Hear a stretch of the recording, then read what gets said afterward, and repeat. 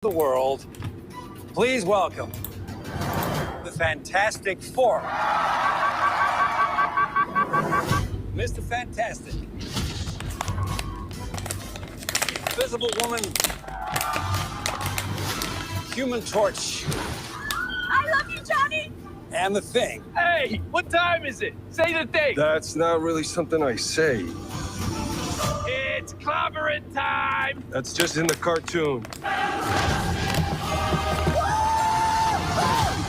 Never late for Sunday dinner. Let's eat. Hey, what time is it? It's dinner time. Get inside.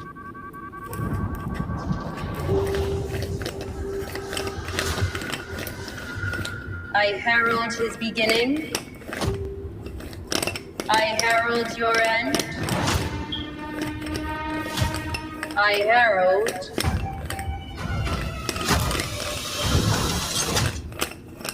Galactus. What is that? Get us out of here, man! Hold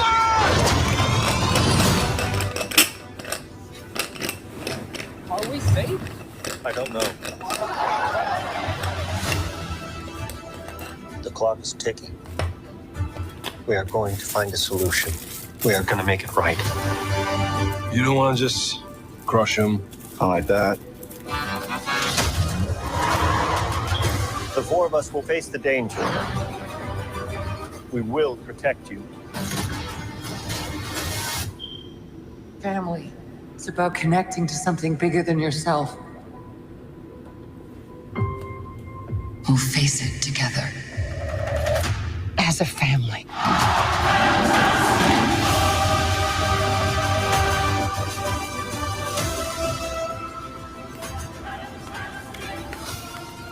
What time is it, Ben? No. What time is it, Ben? No, Johnny. Say it! I don't wanna! Say it!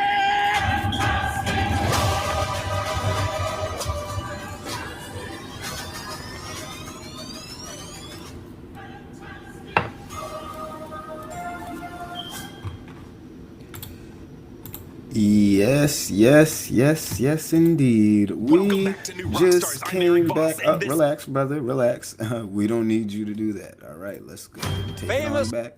We don't need you to do that. Yeah, I just came back from watching Fantastic Four,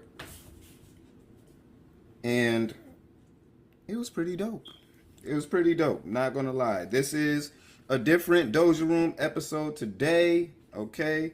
We're going to be talking a little bit of entertainment. This is something I want to do a little bit more of here on the channel. It's something that we've been doing on the channel, but you would only know that if you really down with the Doja Room. We talking Anchor days, okay? We talking Anchor days. We going back to the Anchor days. I don't think none of y'all real enough to be on the Doja Room that long. I don't think none of y'all that real. I don't think none of y'all are that real that y'all followed your boy all the way from Anchor to Spotify for podcasts to all the way to YouTube and Rumble and Twitch. We on everything right now. But if you know me, y'all know your boy like his comics. Your boy like his geek shit. You feel me? We like all that good stuff over here in the Doja Room, okay? So, Fantastic Four. Is it worth the money? Should you wait for it to come out? Is it as trash as people say? Is it as good as some people are saying? Only time will tell. Got a little something in my... Only time will tell, but I'm here to tell you my opinion on the movie. Just came in. I went and saw it a little early today before the rush came in, and I must say the movie theater while I was leaving was packed. Okay, that shit was packed up. People came and popped out for this one. Okay, now a lot of people expected it with Pedro Pascal. A lot of people expected this to be a shit movie just because of who Pedro Pascal is. And Marvel has not been on the best streak as of late. Superhero movies as a whole, they haven't been doing well. So, I think this one was pretty refreshing. I would have liked more from the movie. I would have actually liked to see. I don't know. The movie kind of felt like the last 3 episodes of a season, if that makes sense, of a good first season of some shit. You know, not the second, not the third, not where things are really getting turned up. But it almost felt like a good wrap up to a season one, you know, or a semi season finale. It kind of felt like that. I say that because if I was to say that anything is missing from this movie, it just feels like it's missing that extra umph. It just feels like it's missing that extra umph. Okay, that extra kick. Where's the flavor? Okay. Where's the flavor in this? I don't taste anything. Yeah, it needed a little extra flavor. It needed a little extra flavor. It needed a little extra kick. It was like you got some perfectly fried chicken, but you didn't, it just wasn't seasoned perfectly. It was perfectly fried, but it wasn't perfectly seasoned. Like it wasn't, that little extra sprinkle on the top. It just wasn't there for me. But it wasn't a bad movie. It wasn't a great movie, but it wasn't a bad movie. I see myself like rewatching it, watching it again. I wouldn't spend money to watch it again, but I'll definitely, once this shit pops out and I can watch it, because I don't got my glasses on. We've been without glasses, if you haven't noticed, for a little bit now. In case and my real watchers are wondering where the fuck my glasses are at. But I watched it just like this. I can see it pretty fine, so I will watch it again while I can see everything. But I don't know. It just seemed like a movie that was kind of missing that extra kick, but I liked it. I liked it. I had high hopes for this movie. This movie, I wanted it, when I seen the trailer, I wanted it to kind of change the trajectory of where the MCU is headed right now. And we're not going to get into any spoilers just yet. We probably will get into some spoilers, on the second half of the review. But we'll give a little warning when we get into spoilers. But I really expected this movie to change the trajectory of the MCU, the Marvel Universe. And I kind of feel like this could, I don't know, it's one of those things where if things don't turn out correctly, it doesn't get the credit it deserves. And if things do turn out pretty good going forward in the Marvel Universe, then it may get glazed too much. It might get a little hype. It feels like one of those. I'm not the biggest Fantastic Four fan. I was always a fan of Johnny Storm, of course. That's my favorite Fantastic Four character. I was always a Flame On guy. Let's say this. Where does this rank amongst all the Fantastic Four movies that we've gotten so far? I haven't watched the original movies, the first movies we got with Jessica Alba and all that, and Chris Evans. I haven't watched those ones in quite a while. But I don't know. I can't say that this is like, I feel like those movies were decent. I think we had two of those movies, 2 or 3 of the original movies that first came out, and I think they were decent. I seen them as a kid. I haven't seen them since I was a child. So we obviously need to revisit that. But I like Marvel's take on the Fantastic Four so far, aesthetically, how everything looks. Okay, the retro kind of futuristic retro style of everything, if we can get to a good shot, like this retro futuristic style, it worked really well. Like, I am a sucker for the style that they did everything, like the flying cars and the kind of 80s style take to it. It gave me, you know what this reminded me of? It feels like they drew a lot of inspiration from Fallout. And to my guys that play Fallout, my gamers, we gamers up in here, yes sir, but we a particular type of gamers. We like Fallout, we like Skyrim, we like all that good shit, okay? RPGs, we love that. We might play a little bit of that if I can. I got to do a little test stream. I got to test it out, see how it goes. But we might play some Fallout, do a little Fallout run. Or I did just re-download Skyrim to mod it up and, you know, get another playthrough of Skyrim just because that's my favorite game of all time. But I digress. This movie definitely gave me that Fallout feel. And as a Fallout fan, as a big Fallout fan, I definitely gravitated towards the aesthetics of this movie. I personally think it was great aesthetic wise and the style of how they did everything. And then you see the cars are flying through the building. Like it's a different take on New York City. And I like it. I like seeing a different New York City. I like a different flavor, style. That was dope. That was really dope to me.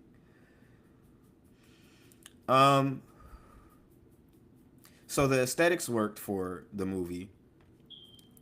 The actors. Let me say, first and foremost, the Thing was thinging. I mean, my boy did a great job. Let's see, who plays the Thing? Is it, no, he's Human Torch, Galactic. Well, damn. How they not got him up here? They got the whole cast except the Thing up here. Hold on. Let me look and see. Oh, he was played by Eben Moss. Eben Moss. He did a great job as the Thing. Shout out to that man. I liked his take on the Thing. Very grounded, very humble. It really shows what the Thing was about. He seemed like a real comic book reader in that he wanted to do the Thing justice. All the scenes of the Thing walking through the city, the streets, getting respect, getting love, you know, because the Thing, we usually see him as that street level, go off on his own kind of thing, and, you know, really hold the streets down on in his own way. So I was happy to see that and to kind of see that take on him. So man, Don DeMarco to my boy Evan Moss. Don DeMarco. Great job. That was a great job that he did. And I think a lot of people were appreciating his performance in this. Who else do we have here? We also had, if we can get to, let's get to my girl as the Silver Surfer, Julia Gardner. Okay, now initially I did not like them gender swapping the Silver Surfer. To me, it made no sense. There was no reason to do it. And just because it was done in the comics this one-off time, it doesn't mean we had to do it. Okay. I think, like I said, this is why I'm not concrete on this being the movie to change the trajectory of the MCU. And I guess that's what I kind of was looking for. I was looking for a movie that says, hey, we're done with this woke shit. We're done. We tried. We experimented with this multiverse saga. We experimented with all the woke shit. It didn't work. We're heading in a different direction. And I was looking for this movie to say that loud and proudly. But obviously with Pedro Pascal, with the gender swapping of the Silver Surfer, that didn't necessarily scream or say that to me. Okay, it just didn't. However, Julia Gardner, my girl Ruth. If y'all know, my girl Ruth from Ozark, and I just finished Ozark, caught up on Ozark and finished Ozark a couple of weeks ago. So I'm real high on my girl Ruth right now. She looks stunning as the Silver Surfer. First and foremost, let me say that she looks good as hell. Now, I think personally, Shorty looks better as Ruth. Julia Gardner don't look that good in person, you know what I'm saying? She alright, but he, as the Silver Surfer, she's fire. She's fire, looks wise, you know what I'm saying? She a little piece of, you know what I mean? I'll definitely bend that over. However, she wasn't bad. You know, her role, the role that she played, she didn't exactly play the biggest role, but she played her role. Okay, as the Herald of Galactus, she played her role, and she did it to the best of her ability, I think. She definitely shows her range. Now, I've only seen her personally as Ruth. I know she's played in a couple of popular things that I haven't gotten to yet. But she definitely shows her range here as the Silver Surfer, and she performs well. Even though they gender swap the Silver Surfer, I feel like the role was fulfilled, and I didn't, not to say I didn't miss the male character, pause, but she did such a good job in just fulfilling the role, I guess, that it didn't necessarily take away from the movie. You know what I'm saying? Like, it didn't make me feel like, okay, this is distracting. This is not supposed to be here. This is, you know, after you get over her being a female, she gives what she's supposed to give. You know what I'm saying? She does what she's supposed to do in the movie. As I said, she fulfills the role and she looks good. And there's not too many ways that she could have fucked it up. I feel like you can't really fuck up the Silver Surfer in the first movie. There's not too many ways you can really fuck up the Silver Surfer.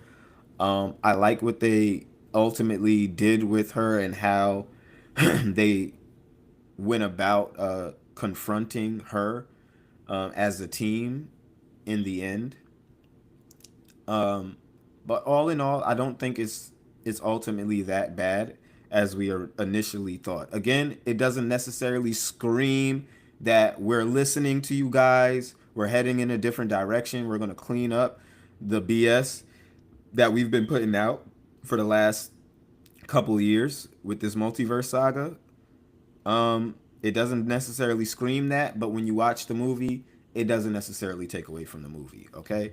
So she did a great job. Now, let's get into the two heavy hitters. I would say the people who get the most screen time in this movie, if you will.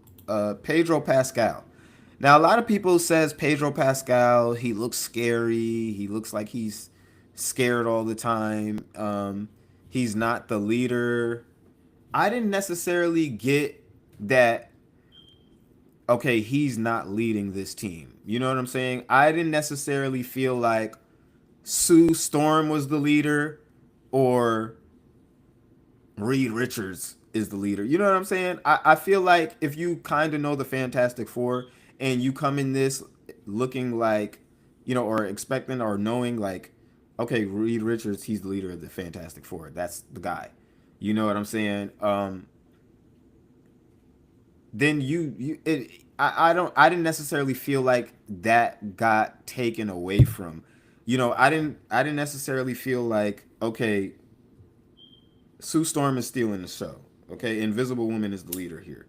There was nothing to necessarily tell me. Now, I'll tell you, you know, how I interpreted it and interpreted his role as a man who is greatly distressed. He's the smartest man in the Marvel universe. You know what I'm saying? The smartest man on Earth. So when you look at it from the standpoint of these guys are rock stars, okay, in this universe, which is a separate universe from the main universe. In this universe, these guys are rock stars. They are the heroes. This is the Avengers in this universe. This is the Justice League. Okay?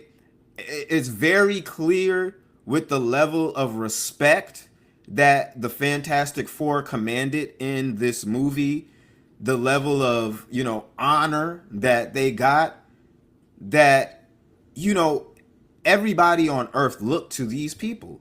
And that's what I got out of the film. These guys are the protectors of Earth.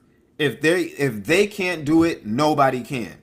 Okay? And that's the feeling that I got from it.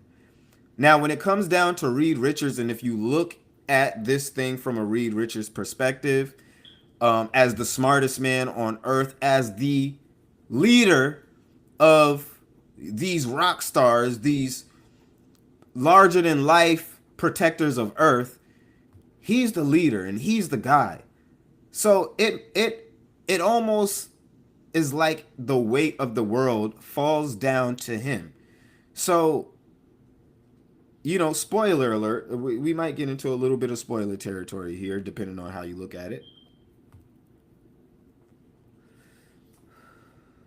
So, if you don't want to hear any little plot spoilers, I suggest you go ahead and do what you got to do. But as a man who is looking, as the movie starts, to study his child to see if his child has any superpowers, and if I can remember correctly, he had already made some mistakes and miscalculations in the beginning of the movie. So we have a guy who, he's in this space of, I can't fuck up. You know what I'm saying? He's in this space of, I can't fuck up, because if I fuck up, the world pays for it.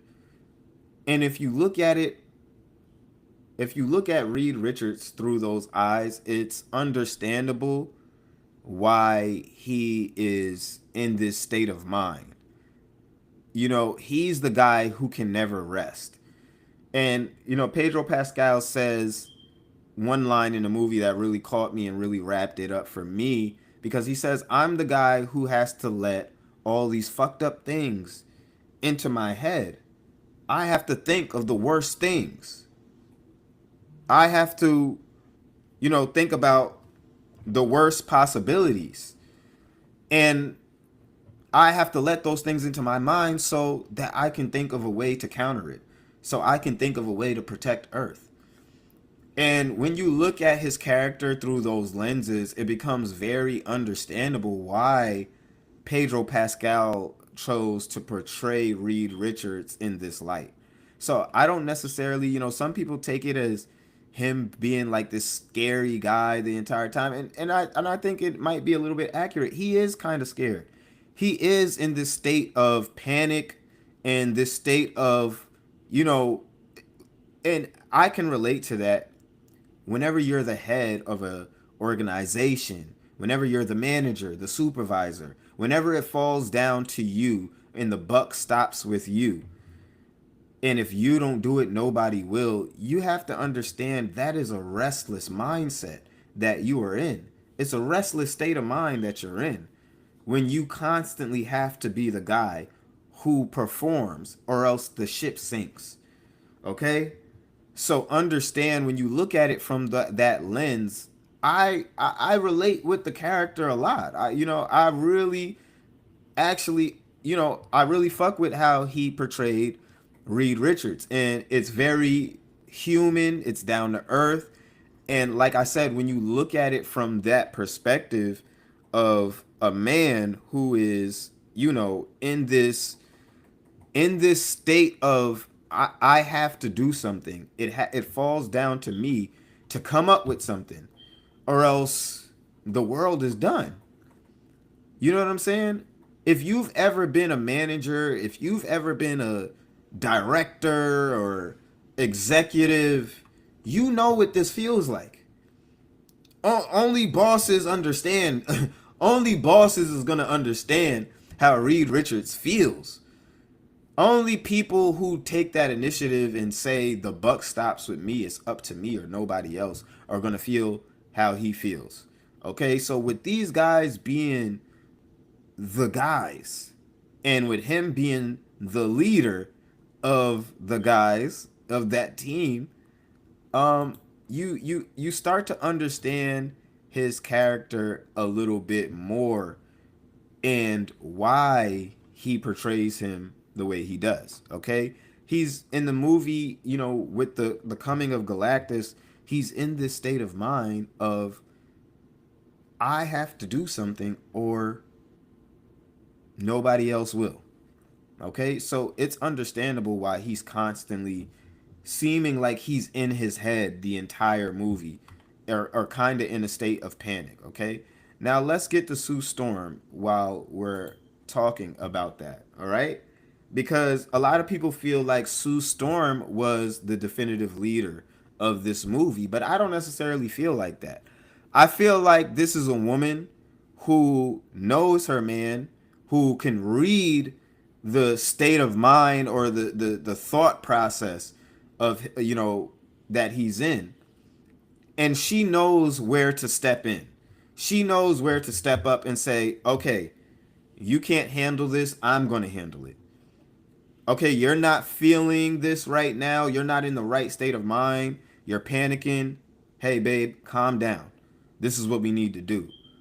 And contrary to popular, you know, belief, this is what a woman is supposed to act like. Your woman is supposed to step up, because, you know, as a man, and you navigate this world alone and you try to do what's best for your family, it gets hard day in and day out when, again, you're that guy. And when you look at Reed Richards as a man he's a father, he's trying to protect that, he's trying to protect his family, he's the leader of this team of heroes that the whole world adores. You know what I'm saying? When they initially go off and blast off to confront Galactus, the whole world is watching. You know what I'm saying? It's not like there's a Tony Stark and there's a Hulk and there's a Shield.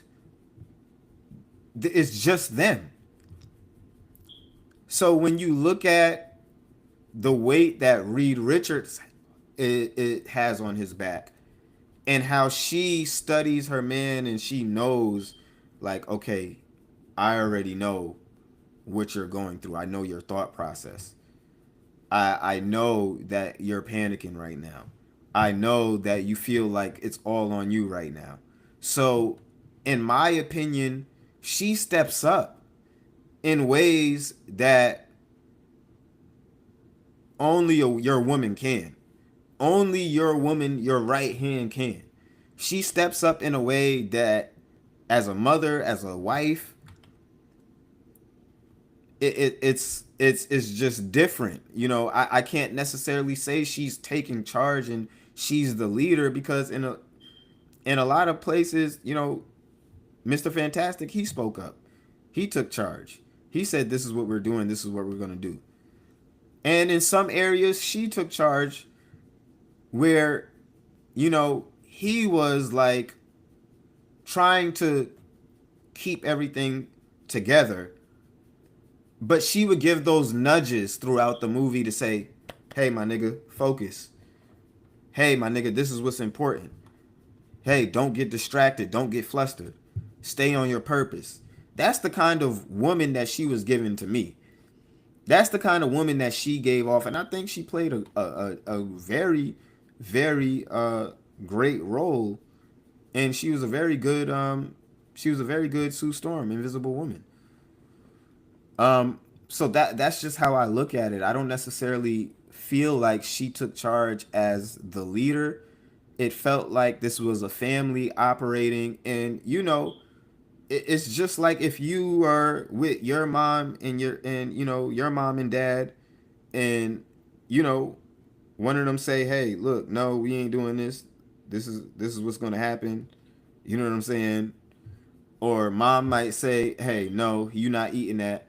You not doing that. No." And she not waiting for dad's word. You can't have that. And dad is like, "Well, hey, you heard your mom. That's it. It is what it is." It gave a relationship like that. It didn't necessarily feel like she had this nigga by the balls the entire time. You feel me? And some people are making it out to be that, but I don't necessarily feel that way. And I'm glad I went and seen it on my own, because this feels like a true family operating, and it's like we didn't necessarily want to be them guys, but we're them guys. And it's a lot of pressure on these guys. I mean, I'm just looking at how they're revered throughout the movie. They got a whole press team, and you know, everybody's just waiting like, okay, this nigga Galactus is about to come through. Fantastic Four, they got, you know, they went up to space. They're gonna take care of things. We got nothing to worry about. It's them. It's the Fantastic Four.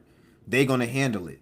We got, and it's like you truly see how these people are just carefree under their protection. Like nothing can happen to us. We're good. You know what I'm saying? And it seems like that's how they kind of come off in that way. Like, you know, truly like, oh, okay, we're good. Like we're under their protection. We're under their watchful eye. So, you know what I'm saying? We're straight. But for the people that, like I said, feel like this was a bad movie, I don't think it was a bad movie by any means. Okay? It wasn't a bad movie by any means. Let's talk about the man himself, Galactus. Let's get him in the shot. I know we got one of him. If we can. But we got a little bit of Galactus right here. But Galactus was pretty dope. It was nice to finally see Galactus done some justice. Okay? Very comic book accurate. He's in his big fucking throne, chair, spaceship, whatever the fuck. Like, he looks like a walking fucking city or planet. I mean, yeah, he was really dope throughout this movie. He really gave off the Galactus vibes. Like, you niggas are really ants to me. Y'all niggas are really nothing to me. And he really gave off this larger than life shit. And Fantastic Four, I think it was the second one, they didn't do my boy the proper justice, making him seem like this big ass fucking cloud. But no, Galactus is way more than a big cloud, my nigga. He's that guy. He's that guy. I liked seeing how they showed him, you know, consuming a planet, and we got to see that firsthand and how that would look if he came and did that shit to Earth. That was a fucking great one. Who played Galactus? Ralph Enelson? Ensign? I think it's Ralph Ensign. We'll just say Ralph. But yeah, my boy did pretty dope as Galactus. This is obviously not the end of Galactus, as we see. Perhaps he'll be a factor again, but I got no complaints when it comes down to how Galactus was handled. It seemed like we got a real good sampler, but we just was missing, like, I was ready to sit down for like a full meal and we just didn't get it. Like, you know what I mean? Like, Galactus, he was comic book accurate. His power, it seemed unstoppable. I definitely wanted it to give off that feeling like they scraped by and they didn't truly beat Galactus. And spoiler alert, but that's exactly how it went. And I'm glad for that, because I wanted to see, you know, the full power of Galactus, but I didn't necessarily want him to be you know, snubbed out. You feel me? I didn't necessarily want him to be just played with in a way that, I don't know, that it isn't just doesn't do him justice. You feel me? I didn't want him to be played with in another way, like how Fox played with him. Okay, because Fox definitely tried it with him. Okay, they was definitely playing games. I don't know what that was all about, but Fox was definitely, they was fucking around playing some games with this nigga. Okay, and I didn't like that. But Marvel did take their time with this one. They took their time. They put together a pretty decent product. Okay, it didn't feel like a full meal. It just felt like a bomb ass appetizer. Okay, felt like a bomb ass appetizer.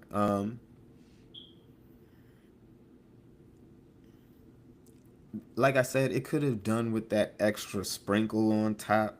It could have done with that extra, you know, umph to it. But, you know, other than that, what can you say? It is what it is. I think the people who are saying that this isn't a good movie are wrong. Um, if you're just writing this off as a bad movie, I think that would be being a little bit dishonest. It was decent. It almost feels like it would have been better a little bit longer, but I believe the movie was about 2 hours long. But I guess in introducing the Fantastic Four to the Marvel Universe, it did what it was supposed to do. And it introduced Franklin Richards. I liked how they, you know, played with Franklin Richards' powers. They basically kept him comic book accurate as well, and kind of hinted him being the I guess master of Galactus and making Galactus his herald. So if some of you guys don't know, Franklin Richard makes Galactus his herald in the comics. So will they do something like that? I think only time will tell. But yeah, it was nice to see them kind of play with that. I don't know who brings a pregnant lady to space. That was kind of weird to me.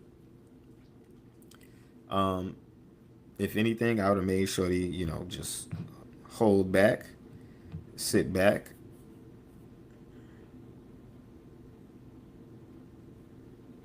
But, you know, everybody makes their decisions. It is what it is what it is. You know what I'm saying? But yeah, all in all, I think it was a pretty dope movie. I liked everything that it had to offer.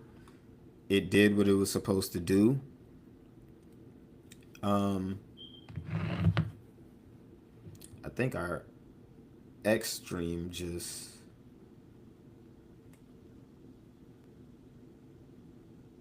got clapped for whatever reason.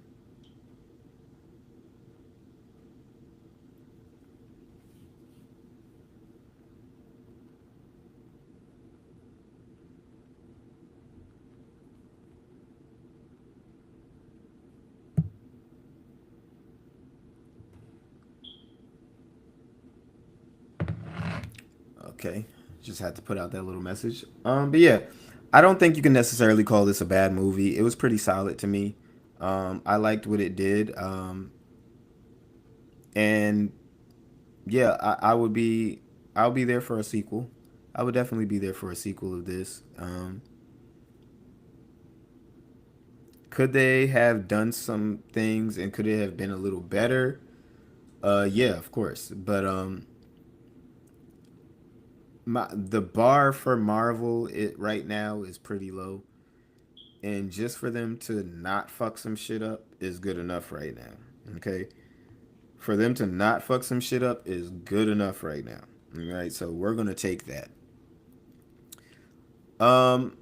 As I said, the X stream went down. We're not going to be in here too long today. I real quick wanted to touch on us in the few projects we are listening to, okay, since our X stream went down. And that's usually a majority of our viewers over there.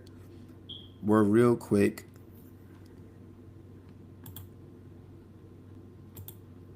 We reviewed a couple of projects, and we also did a watch party to Iceman episode 2 last night.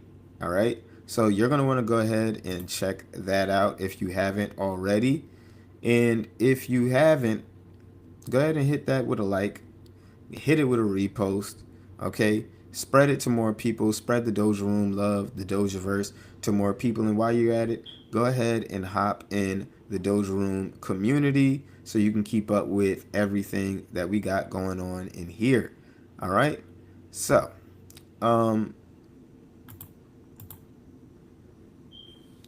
we reviewed a couple of albums, and right now we're breaking down the Massa album by NBA Youngboy, which I think it's pretty decent so far. I'm not the biggest NBA Youngboy fans. I usually like, I would say like 2 or 3 songs out of his albums usually. He tends to make a lot of music sound the same. And I feel like NBA Youngboy is what they be trying to make the baby and people like that out to be, but he do still drop fire. He do still drop shit that I fuck with, but he definitely has a sound, and he experiments a little bit on some other sounds. So I'm getting down to the end of that.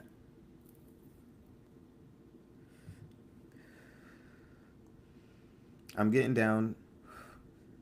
I'll probably give it another listen before I drop a review. Might drop the review on that tonight. But how are you guys feeling about the Massa album so far? If you do have an opinion, go ahead and get into the comments. Get into the community. Tell us how you're feeling about any of these albums. We listened to Swag by Justin Bieber too. Like I said here, is incredibly hard to listen to. It's a different sound for Justin Bieber for sure. It does not sound like his usual work, which I usually like him for.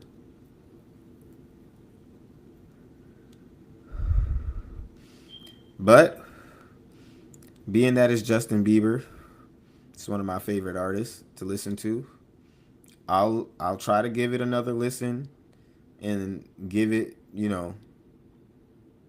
some room to grow. But as of now, 4 out of 10 for Swag. Y'all already know how we felt about Clips.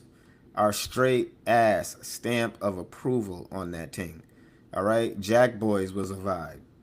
We gave that an 8 out of 10. This is definitely right up my alley. I like some shit to really move to dance to, you know what I'm saying, to vibe to. This one is one of those albums that fits a whole bunch of vibes, okay? So I like that. We gave that an 8 out of 10. Givion's album, Beloved, 9 out of 10. Y'all know I've been playing this heavy, as I said before. This has been in my rotation daily. And I don't even have to think about it. This ain't even work. My boy killed this shit from start to finish.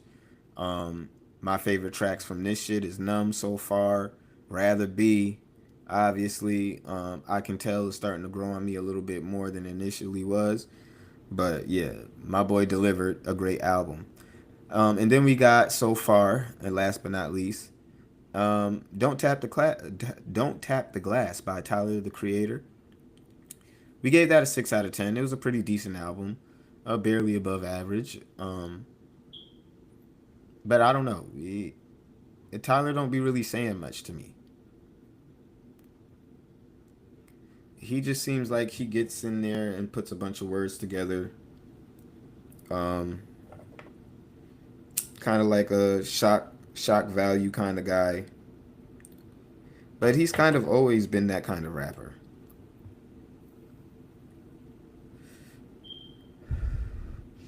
Ever since he was over here dressing up as fucking centaurs sniffing coke. You know what I'm saying? He's always been this weird kind of guy who just says a whole bunch of weird shit. But we gave it a 6 out of 10. It's not an album that I would necessarily go back to, but it was a decent listen. Okay? So that's what we got rolling so far. We're not here too long for today. Just wanted to go ahead and give that review as we just came back from watching the Fantastic Four. And while it was fresh in my head, I wanted to go ahead and drop that review on you guys and let you know how I was feeling about that one. Okay. So, I appreciate everyone for stopping through to the Doja Room. All right. This was the Fantastic Four movie review. Expect us to hop in the Doja Room community. And if you're getting through here on X, all right, if you're watching this on X, you're going to want to follow me on other platforms just in case we have a little incident like today and our stream gets clapped. Sometimes X does clap our streams for whatever reason. All right. I guess there were some technical difficulties on their end. But it says that we're up and running still over here. It's just not, it's not doing what it's supposed to do. So go ahead and make sure that you're following me on all platforms. You're going to want to do that. All right. It's just very important if you want to keep up with everything in the Dojaverse. Okay. So make sure you're following me at Dope Boy Diesel. You can follow me on IG. You can follow me on X. And I think you can even follow me on Rumble. But I'd rather you guys go ahead and follow the Doja Room, all right, everywhere on all platforms, okay? Whether it's on Spotify, Apple Podcasts, whether it's on YouTube, Rumble, and we're working on Kick. We're still working on Kick, okay? But yeah, tune in and make sure that you're kicking it with me next time we go live. So we really locked in, okay? So that we really locked in. So, yeah, appreciate everybody for stopping in to all my stoners, hippies, and hip-hop enthusiasts. This has been the Doja Room. I'm your boy, Dope Boy Diesel, and I'm out. Yeah. Hey, this that special sauce. Spill that drip, I wipe it off. $1 million worth of game. Can't feel that I work too hard. Poetry all in these